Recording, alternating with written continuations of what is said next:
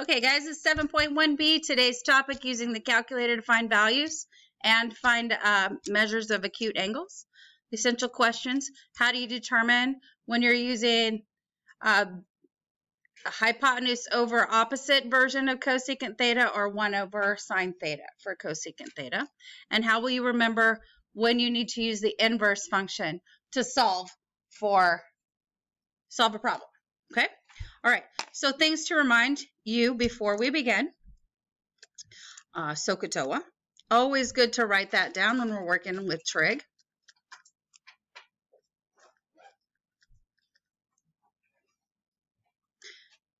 All right, and then of course the other trig functions that we learned yesterday. Right, so SOHCAHTOA, we don't need to write that as sine is opposite over hypotenuse. That's what that's for. But let's do cosecant.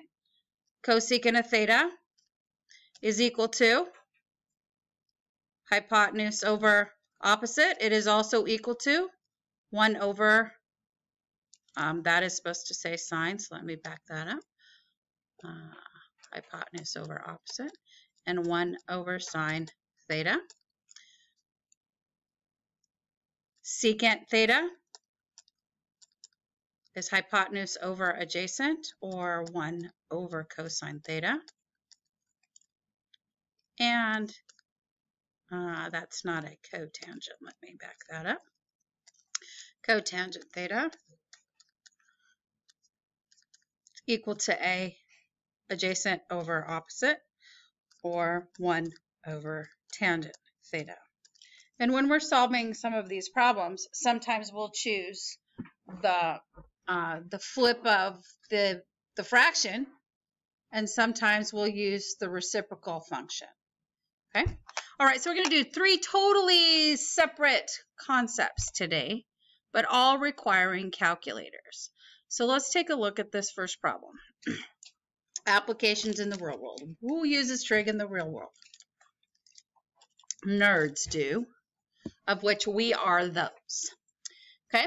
Make sure your calculator today, everything we're doing is in degrees, so I'm just putting this down as a note that when you get home, don't forget to make sure your calculator is in degree mode, because we are not working in radians. Okay, here's the problem. Example 5, you got a distance to a fire cave. What's a fire cave? Massive trees can survive wildfires that leave large caves in them, according to the National Geographic. A hiker observes scientists measuring a fire cave in a redwood tree in that state park. He estimates that he is 80 feet from the tree, and that the angle between the ground and the line of sight to the scientists who are up in the tree is 62 degrees. Approximate how high the fire cave is. Round the answer to the nearest foot. Okay, let's unpack that. We got a redwood tree, so I'm going to get my red pen and I'm going to draw it over here. All right, now you guys know redwood trees are massive. Did you know? They grow really tall, like 20 stories tall. In fact, when I was a little kid, we went to, as I'm drawing my picture, we went to San Francisco and we went through the Redwood National Forest, and we drove right through a tunnel that was carved out of a redwood tree. So we went right through the tree. And there was tree on the left, and there was tree on the right, and there was tree above. Massive trees. Okay, let's put a fire cave in it. So we'll put it way up high. Here it is. Here's our fire cave. So the scientists are up there measuring that fire cave. Okay? And we're trying to figure out how high it is. So what I want to know, what's this distance right here? From here to here. Excuse me. Here we go. Listen. Jolly Rancher time. Okay, and let's say, so we unpacked that part. Hiker estimates he's 80 feet from the tree. Okay.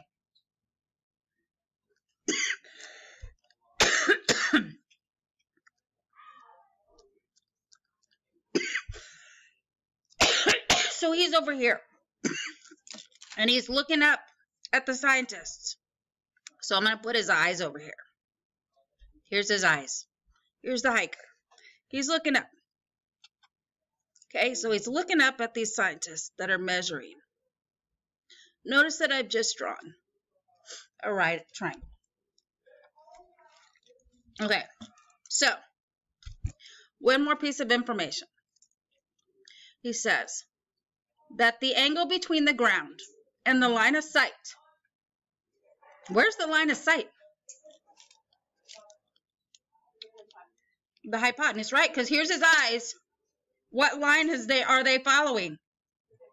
That's right. So this is my line of sight.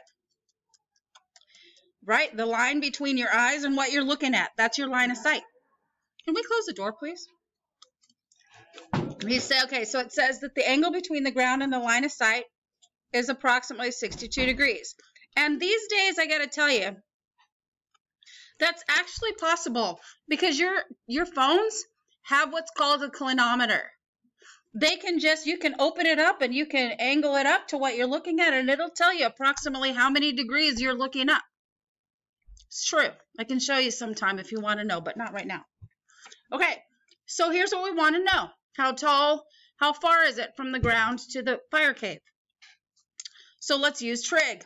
We have the angle, so I'm going to put my eyes down here at the angle. Look at me looking at this fire cave. No, look at me. My eyes over there. Don't look at me. Look at me. I have the opposite side, and I have the adjacent side. And I'm trying to find what is the opposite measure. So I have O and A. That's TOA. Yeah? So I'm going to use tangent. So I have to make that decision. So the tangent is 62 degrees because tangent's always followed by an angle measure, is equal to opposite x over adjacent 80. Now, I feel like you probably did these in 8th grade. But whenever you learn to do trig, you did these tree problems. How do we solve for x? Yeah, as we clear the fraction, yeah, multiply both sides times 80. So you know what you do? Double check your calculators in degree mode and type in 80 tan 62, enter. You guys have to give me an answer. And we are rounding to the nearest 10 per the instructions. 150 feet. That's like 15 stories high. I am not that scientist. I'm not going that high. Nope. There you go. So just to sum it up, when you're doing problems like this, remember where your angle is. That's your focus. Label the triangle from that perspective, and then use the measurements that you're given to determine if you need to use sine, cosine, or tangent. Okay? We chose tangent because we were looking for opposite and we had adjacent. If we knew the hypotenuse and we were looking for opposite, we would choose sine. Okay? Questions? Okay. Then we are moving on to the next topic. Okay? So historically, the measure of an angle has been expressed in degrees, minutes, and seconds. So I'm going to, I showed you with the calculator a little bit ago how to do those conversions with the calculator. Now I'm going to teach you to do them by hand. So we're going to start with 1 minute, which we express as 1 with the little tick mark, 1 minute, such that there are 60 minutes in 1 degree. So you could kind of think of a degree like an hour, right? Because there's 60 minutes in an hour. So if you can make that connection, makes it a little bit easier. And conversely, 1 minute is how much of an hour? 1/60th. So it would be 1/60th of a degree. Sometimes when we're going to converting a certain way, maybe from decimal degree to degree, minute, seconds, maybe we multiply by 60. And if we're going from degree, minute, seconds to degree, we divide by 60. It just depends. Okay? We also have 1 second, which is denoted as 1 with a double tick mark, such that there are 60 seconds in 1 minute, shocking information. Or 1 second is equal to 1/60th of a minute, which is equal to PS 1/3600th of a degree. And that's because there are 3,600 seconds in an hour or in a degree. Got it? 60 seconds in a minute, 60 minutes in a degree. 60 times 60, 3,600. Okay, so there's your conversions. Now let's do some practice. So we're going to convert 5 degrees. So we have 5 whole degrees, and then we have a little portion of a degree. How much of that is a minute? How much of a second? So here's how we go. We go, okay, so 5 degrees plus 42 minutes, and what we want to do is convert that to how much of a degree is that. So if we multiply it, because we're going to degree, so I'm converting it to a degree, so I multiply it times 1/60th. And then now I'm also taking 30 seconds, and what am I doing with that? Am I converting it to minutes, or can I convert it straight to degrees? I can, right? Because I want to put it in degrees anyway. So I'm going to go ahead and just go 30 seconds times 1/3600ths of a second, or a degree. And this will allow me to just plug some information into my calculator and get a value.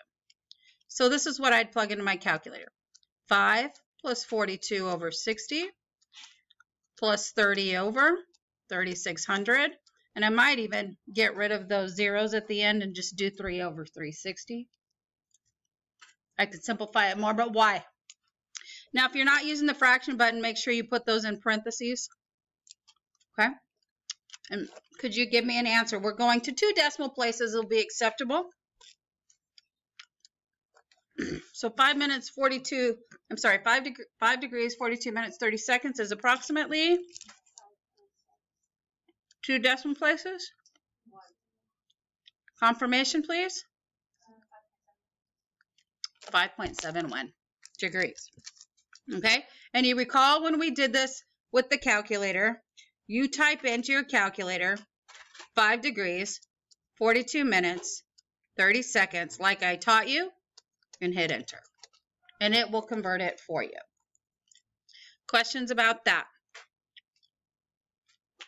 Think about, now I will ask one of these questions on the quiz on Friday, and I will also make you show your work when I say that this is what I expect to see, this part. You can double check your work with the calculator with your DMS conversions. You can do that. But if you don't have any work, you don't get any points. So study. Okay? All right, let's go the other way. Now, how do I take 72.18 degrees or 72 degrees and then 18% of 1 degree, get me? 18% of 1 degree, and convert it into those smaller increments. How many degrees? How many minutes? How many seconds? So you start by going, okay, so that's 72 degrees. Plus 0.18.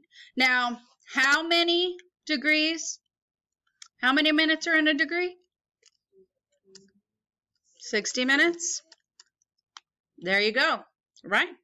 1 degree is 60 minutes. So 18% of 60 minutes, that's what I want to know. So give it to me, please. 0.18 times 60, that's all I need to know. 10.8 minutes. Well, that means I've got 80% of a minute, right? So I need to convert that down to seconds because I have some left over. I have more than 10 minutes, but less than 11. So let's do this one more time. So 72 degrees plus 10 minutes plus how many seconds are in a minute? 60 seconds.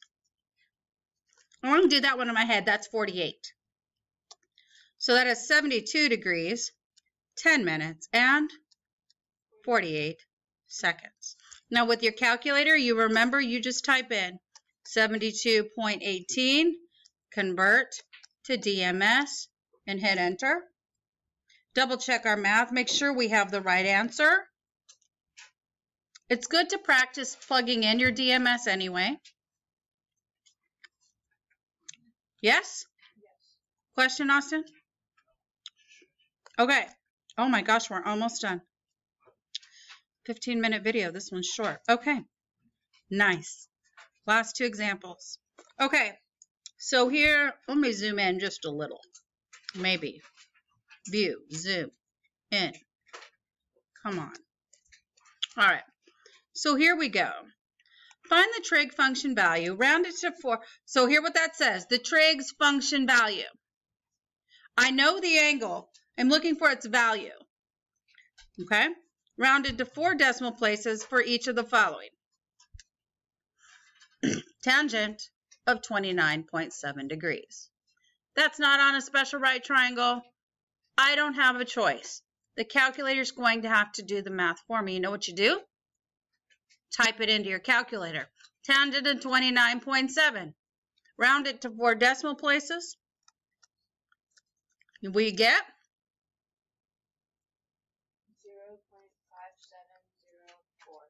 0.5704. Okay. Confirmation, please. Beautiful. Don't you love it? See, don't you wish last night's homework had been like that? Okay. Well, it wasn't. What am I going to do now? I can't type in the secant of 48 degrees.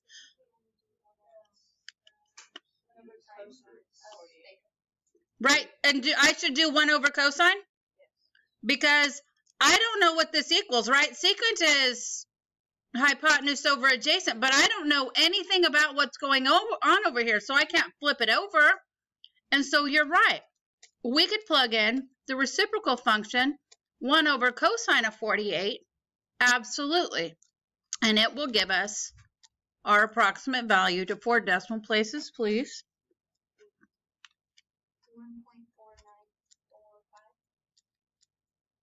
4945. Confirmation, please. I love it. Okay, last one. Look, sine of 84 degrees, 10 minutes, 39 seconds. Here's the good news. You don't have to convert that to decimal degree first. You just type it in and hit enter.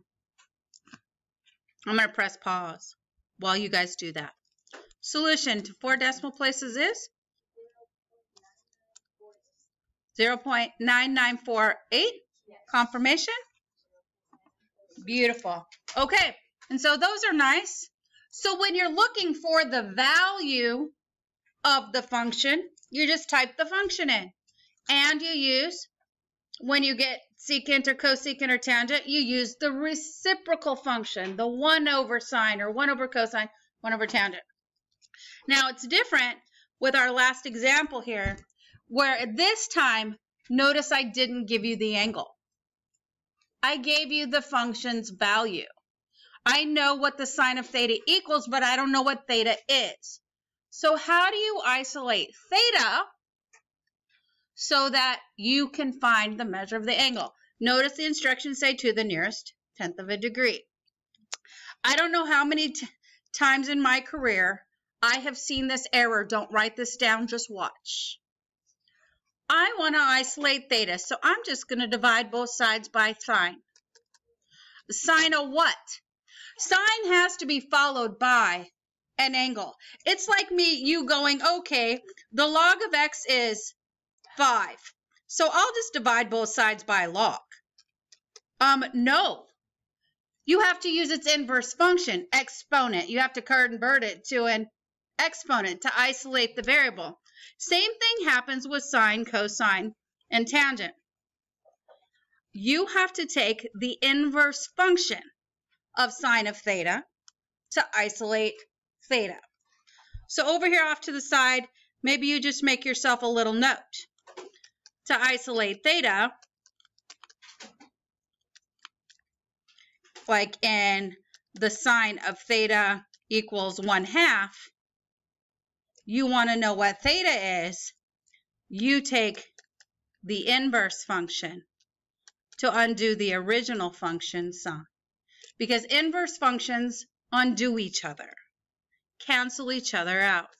But if I do that to the left of an equation, you know I do it to the right. So you do the sine inverse, of 1 over 2. Okay, so that's not the sine of -1, that's the sine inverse. This is how you isolate theta. You want to undo a function to isolate a variable, you take the inverse function. Okay, so don't be that person that thinks you can just divide. Because this, let's be clear. This does not say sine times theta.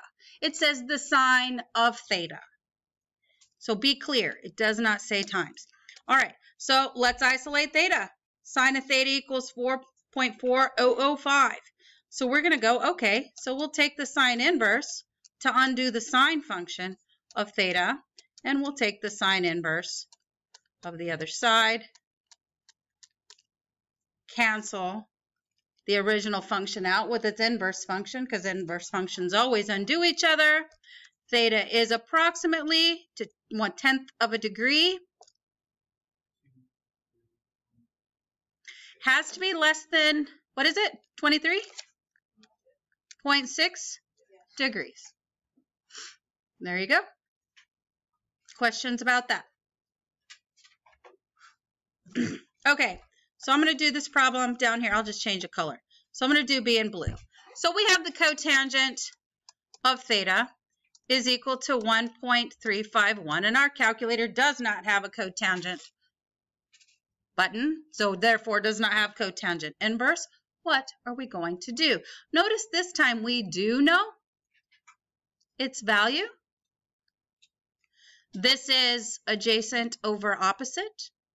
So what could I do? Could I do the tangent of theta is the reciprocal? Because I do know the value, I don't have to use the reciprocal function. I can just take the value and write its reciprocal and do tangent. And then take tangent inverse of both sides. But make sure you put tangent inverse before you type in before you take the value, okay? And you get theta is approximately